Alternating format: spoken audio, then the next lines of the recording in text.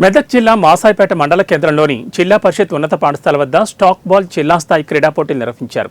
ఈ కార్యక్రమానికి టీపీసీసీ రాష్ట్ర ప్రధాన కార్యదర్శి నరసాపూర్ నియోజకవర్గ ఆవుల రాజిరెడ్డి ముఖ్య అతిథిగా హాజరై పోటీలను ప్రారంభించారు. విద్యార్థులు క్రీడలపై దృష్టి సారించాలని సూచించారు. క్రీడలు మానసిక ఉల్లాసానికి, శారీరక దారుఢ్యానికి ఎంతగానో ఉపయోగపడతాయన్నారు. జిల్లా స్థాయి పోటీలు మాసాయిపేటలో జరగడం అభినందనీయమని, రాబోయే రోజుల్లో మరిన్ని క్రీడలు జరిగే విధంగా చర్యలు తీసుకుంటామని వారు తెలిపారు.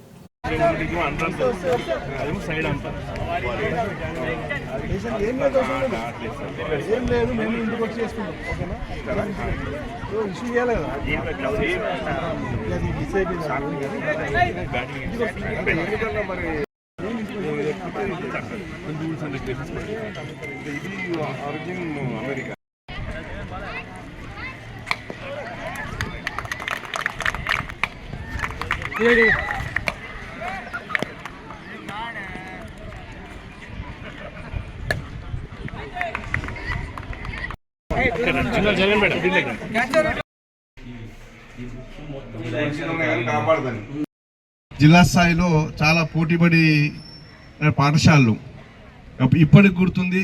అక్కడ బ్యాడ్మింటన్ కోర్టు ఉంటుండే, ఇక్కడేమో వాలీబాల్ కోర్టు ఉంటుండే.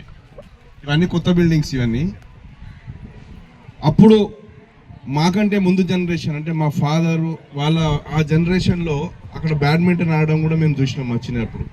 తర్వాత వాలీబాల్ ఆ రోజు ఎంత పోటీతత్వంతో మంచి ఆహ్లాద వాతావరణంలో ఇక్కడ పోటీలు జరుగుతుండే. తర్వాత కాలక్రమంలో మరి ప్రపంచీకరణ కారణమా లేకపోతే ఈ సెల్ ఫోన్ల కారణమా నాకు తెలియదు, కానీ ఆటల పట్ల ఆసక్తి తగ్గింది. వేరే వ్యాపకాల పట్ల పిల్లలకు మోహం పెరిగింది. ఇది పోవాలంటే ఇప్పుడు మరి ఈ పాఠశాలకు మరి ఇప్పుడు చెప్తున్నటువంటి మీ పీటీ గోపి గారు కానీ శ్యామ్ గారు కానీ వీళ్ళందరి పట్టుదల ఉంటేనే తప్ప మాలాంటి వాళ్ళకు కూడా ఆసక్తి రాదు. ఎందుకంటే ఏదో ఒక ప్రయత్నం జరుగుతున్నప్పుడు ఫలితం వస్తున్న ఆశ ఉన్నప్పుడే మేము ముందరికి వచ్చి మరి ప్రయత్నం చేస్తాం. ముఖ్యంగా ఇట్లాంటి సాఫ్ట్ బాల్ విషయంలో వచ్చినప్పుడు ఈ సాఫ్ట్ బాల్ అనేదే అందరికీ కొత్తగా. మా చిన్నప్పుడైతే ఈ సాఫ్ట్ బాల్ అనేది తెలియదు.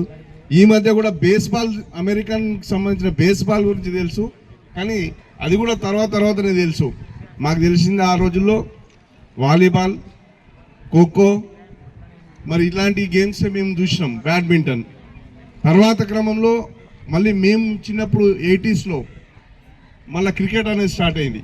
సరే, క్రికెట్ అంటే పాఠశాల పరిధిలో కానీ ఇట్లాంటి వాటిలలో వీటికి కూడా పెద్దగా ప్రోత్సాహం ఉండదు. ఎందుకంటే దాని లాజిస్టిక్స్ వేరు, దాని ఏ పాఠశాలలో కూడా పెద్ద దానికి సంబంధించి ప్రోత్సాహకాలు ఉండవు. దానికి సెపరేట్గా క్రికెట్ అసోసియేషన్లు ఉంటాయి, దాని ద్వారా జరుగుతాయి.